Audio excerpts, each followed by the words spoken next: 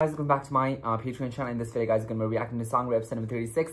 And if you know what's the reaction with this and background music, it's on our Patreon now. That hindi guys. Let's just get into this reaction.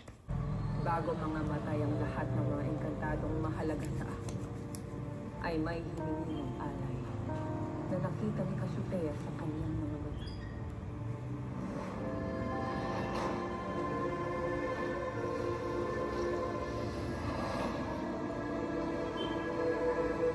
Humingi ng bugla na kapalit upang maisilang ang bagong tagapagligtas.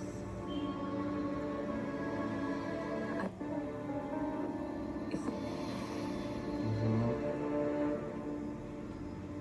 Ada, sasama na naman po ko sa inyo. We're going back to the past again. Tutulungan ko po kayo kumuha ng ginto sa bundok. What the fuck is this subtitles? This is not English. What the fuck? Auto-translate it to English.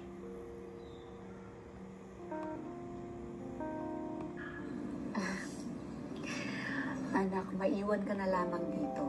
Samahan mo na lamang muna ang iyong ama. Hindi naman ako magtatagal doon. At babalik. Pero Ada.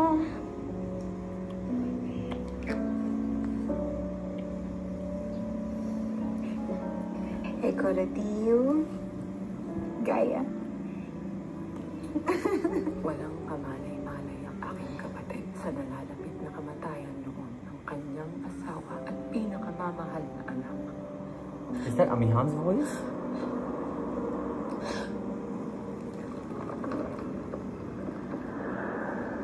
Mahal na Emre, may nais akong itulog sa inyo.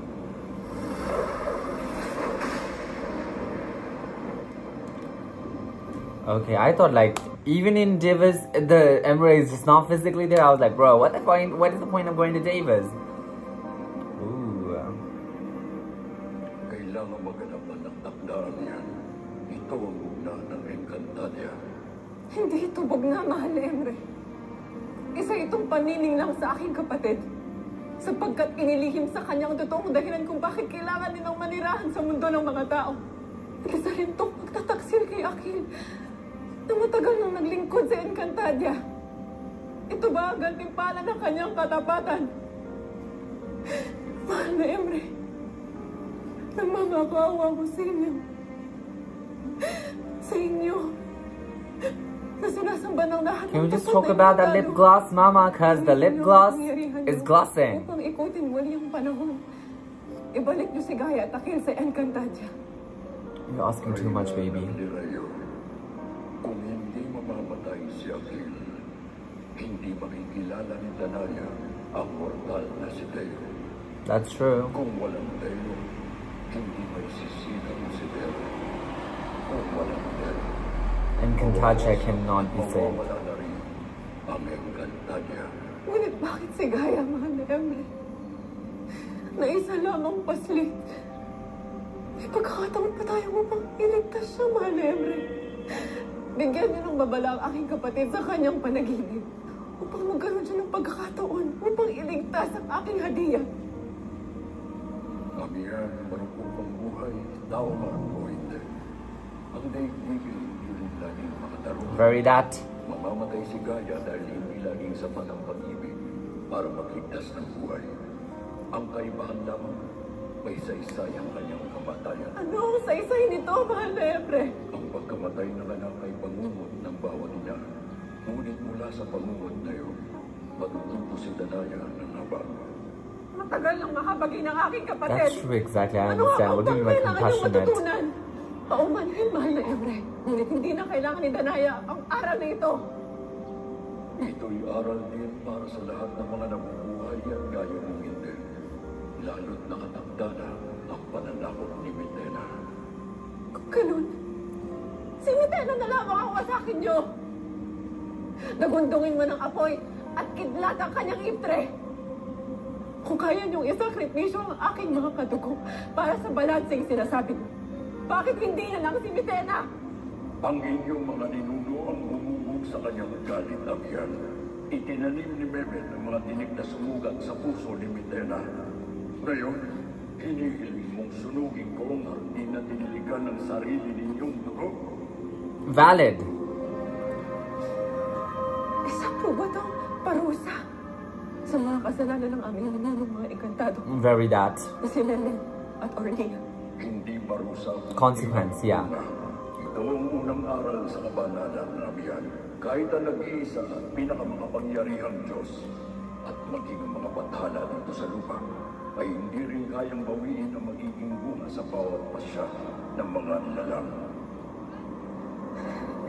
Kahangahangang kayo naman. Hindi na pala kayang pigilan ang kalupitan ng inyong mga nilalang.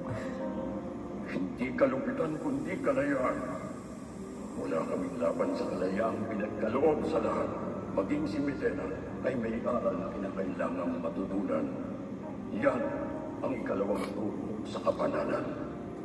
Ang pagpapahalaga sa napakabigat na karapatan ng lahat ng mga nilalang sa kanilang kasarinlan. Ano pa ang magaganap sa sandaling magtagumpay si Medena? Hindi lamang sila Akil at Gaya ang mag-aalay ng buhay. Kaya ihanda mo ang iyong puso ang yan.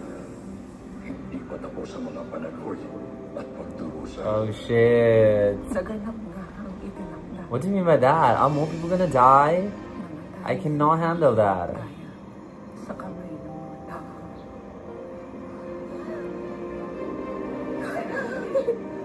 Man. Sa akin, lalo na ang pagdating ng maifre ng mga namayaman. Ang siya na yatang pinakamalungkot na pangyayari sa Devas. Ado, nasan tayo? Bakit ang lamig dito? Narito na kayo sa Devas, Gaya. Kapwa na kayong namayapan ng Ama. Ado, totoo ba to? Natatakot ako, Ado. Don't you remember being shot, I guess? She was shot, right? Emre! Mahal na Emre, anong bathala? Emre, naririnig mo ba ako? Mahalaga pa ba sa'yo ang mga gaya kong namayapan na walang dahilan?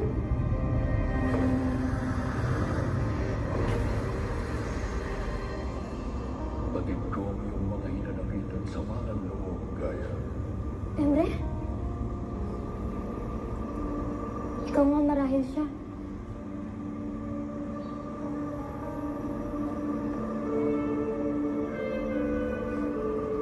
Tumindig ka, anak.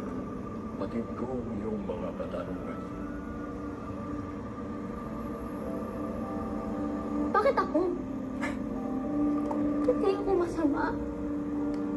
Sweetie, not only evil people die. Naging masunurin ako sa aking ada at ado. At sa lahat na nakakatanda sa akin. Ngunit, bakit mo ko hinayaang mapaslang? Para sa isang kapatid na hindi ko na makikilala pa? Kami po ba ni Ado ay tunay na sakripisyo lamang? Yeah, say that! Because I think a lot of audiences were saying that. They were just sacrifices. Ang pag-asa.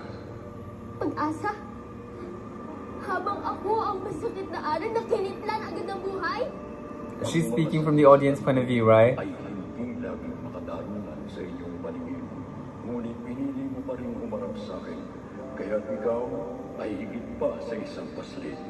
Ba't ay hayaan ninyo akong humiling, mahal na Emre? Ibalik mo ako sa aking buhay. Hayaan mong hintay na salubungin ko sa Encantadia ang pagbabalik ng aking ada at kapatid. Tutulungan ko sila. Sasagipin namin ng Encantadia sa anumang panganib at sino man nagbabanta sa kanya. Kaya wala ka ng ganap sa tadhana ng mga nagbibuhay. Oh, that's a sad truth.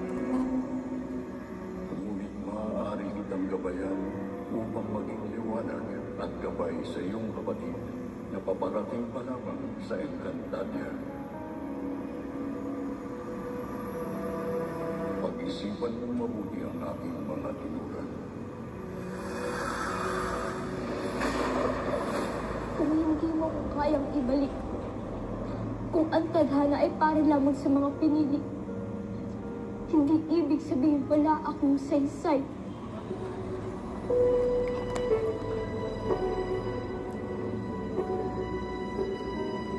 Ako ang lilikha ng sarili kong tadhana. Si Gaia ay isang iftre na hindi mabuo, ngunit niyakap na agad ng kamatayan. Hindi na nagkaroon pa ng pagkakataong lumago. Habang ako'y nabigyan ng lahat ng yan, isinilang ako na isang liwanag tagapagtanggol. Sangreng inatasang mag-init sa isa sa 4 na banal na brilyante. Hinirang bilang reyna at sa pagpala ng bathala, naging ina sa pamamagitan ng panaginip. Kung saan una kong nakilala ang engkantadong bukod tangi kong minahal.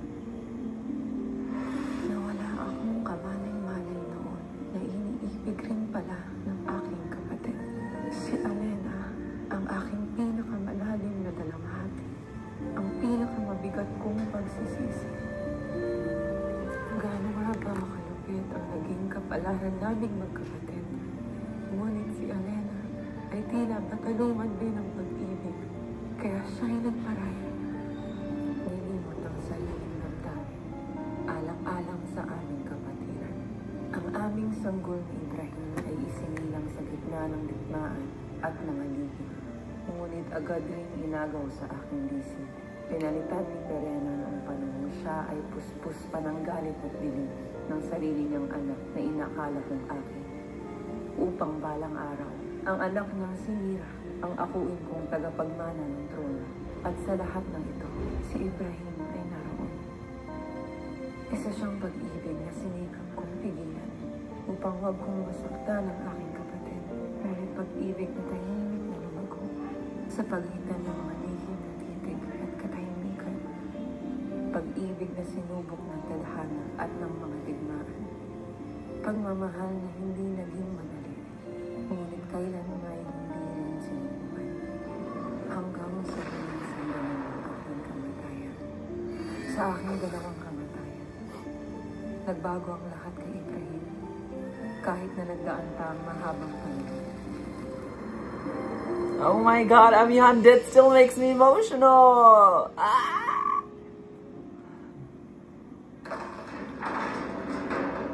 What the fuck is this now? Oh, are we going back to his death or what?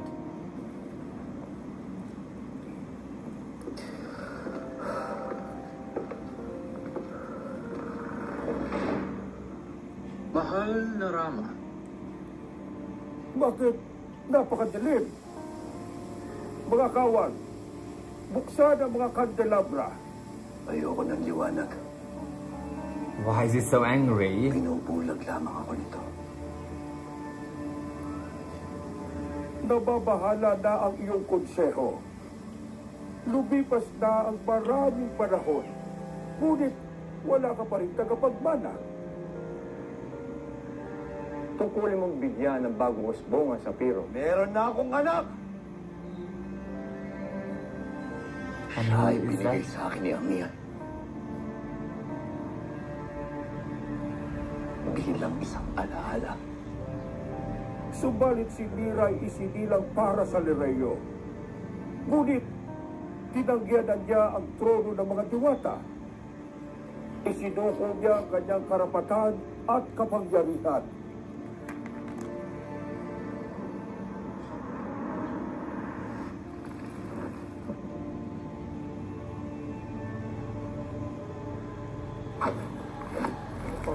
Ang prutas na ito ay maasim. May version to sa mga ng tao. Tawag namin doon, sampalok. Ay, Mira, alam mo ba, doon ako lumaki. Sa mga mga tao. Alam ko. Where did they charge their phone? I'm just thinking about it. I'm with magic. Sampalok na yun. Ito, yung gantong prutas na maasim na pampalasa sa mga putahe. Gaya nito. Napakasarap. Dear, that was so unnecessary, right? Ang tawag namin dito, sinigang na buto-buto. O sinigang na pasneya. Wala, nag-react si ate. Okay, pero, ay, basta masarap to. Alam mo, Mira, tigil naman ang ipag-video mo na yun. Sabi mo kasi. Tulungan mo na ako dito. Alam mo, magic na lang kaya natin to para mabilis maluto. Ang dali na, gutom na ako eh. Oh, sige. Magic na ako ah. Okay, teka.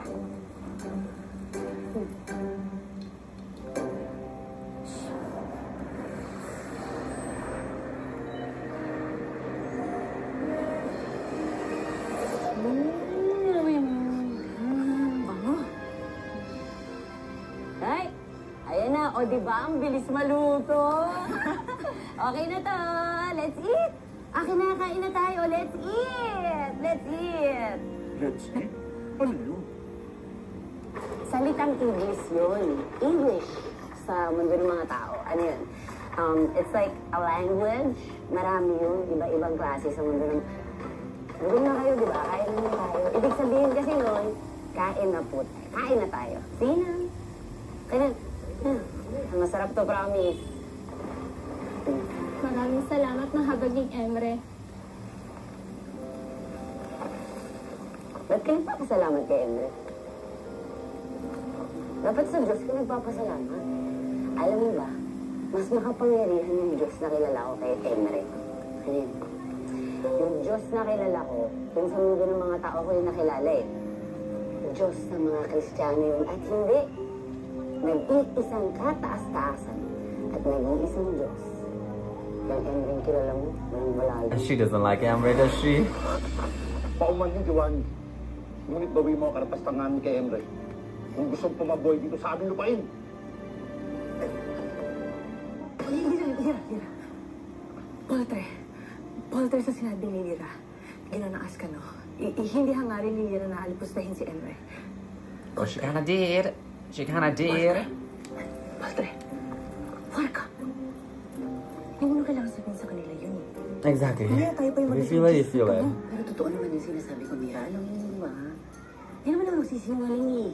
Alam ko. Pero hindi ito yung tamang panahon at lugar. Peace at pakikipagkaibigan ang hangad namin. Kaya, kumain na lang tayo, no? Para masaya tayo. Wala nang issue-issue. Okay? Oh, sa'yo yung pinakamalaki. Promise, masarap to. Oh, sa'yo yung buto na to, oh. Juicy nito, ha? Pag ito. Nagustuhan niyo ba? Doesn't look very tasty.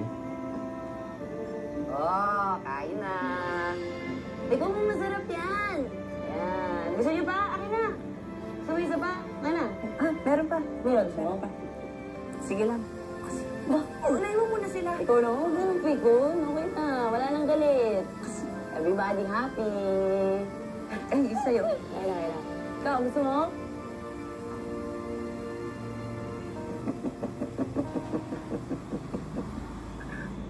Okay, he's gone crazy, it seems. What the fuck, bro? Paraling si Amihan.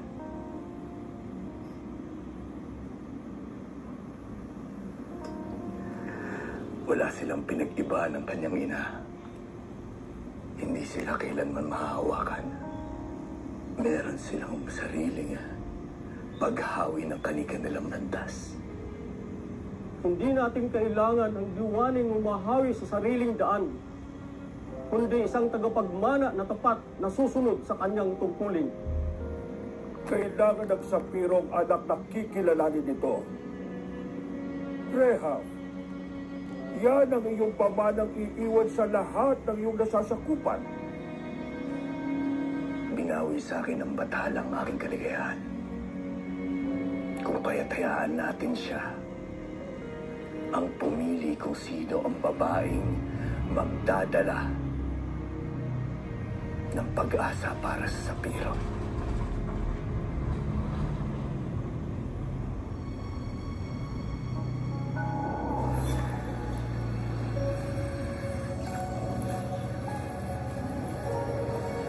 Mahal namin, Emre. Dinggin mo ang panawagan ng sapirong lubos na matapat sa iyo. Ipadala mo ngayon din ang iyong paspas at pagpapala.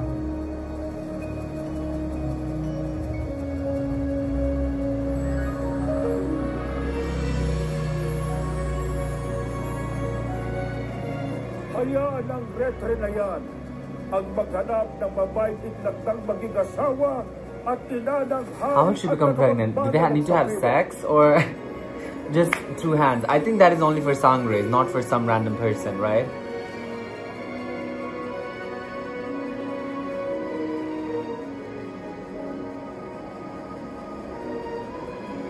Ang iwagang una ng inipik. Ang dalawang inkantadong pinakamamahal ko. Naging isang muli. At mula sa kanya ay umusbong muli ang Oh, I forgot. Elena was the mother. taglay ang iyong puso ng kanyang ina. At ang kagitingan at tapang ng ama. Nang isinilang si Armea, nilisan ni Alena ang trono ng Nereid.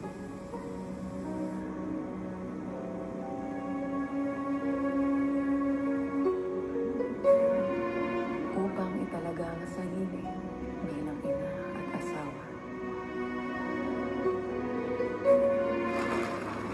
Ang korona ng Nereid ay ipinasa sa paslit na isinilang mula sa aking abo, sa dugo at buhok ni Cassiopeia at Lyra. Sa kanyang pamumuno, lalong umunlad ang Nereid. Nagkaroon rin ng mahabang panahon ng katahimikan sa buong Encantadia. Ngunit ang Sapiro ay nalulunod pa rin sa lungkot, pagkat sa kabila ng pagkakaroon ng reyna at tagapagmana, hindi pa rin mapawi ang lumbay kay Ibrahim, lalo na sa kanyang pag-iisa.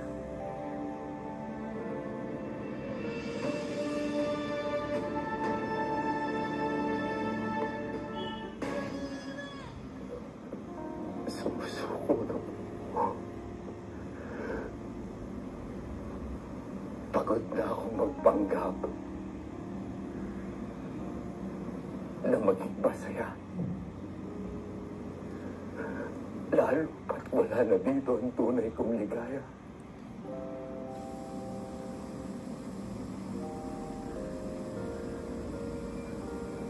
Nagawa ko na ang lahat.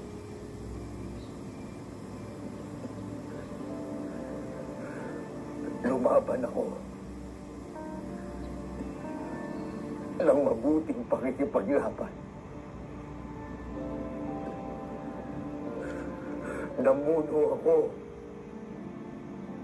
ng aking kaharian.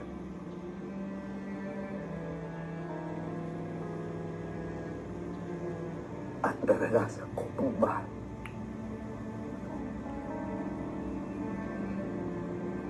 Ngunit naranasan ko rin mag-iwan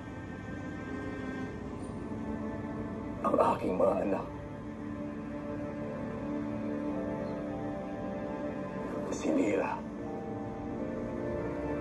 si Armea, at kaya ni Alena na tunay nagmahal sa akin.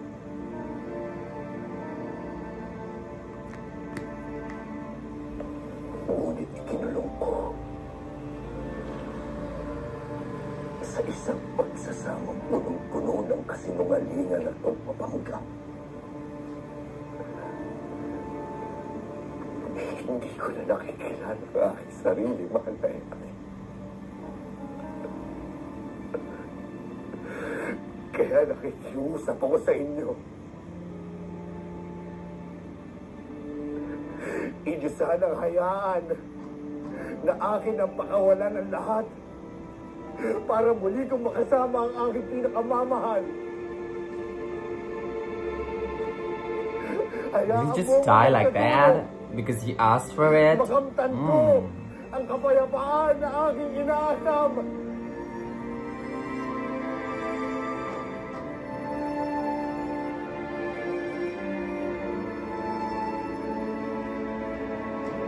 Pamiyan, handa na ako.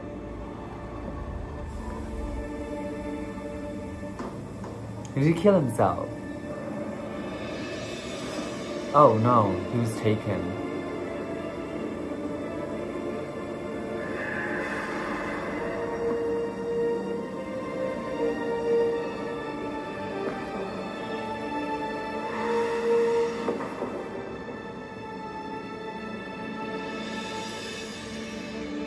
Okay.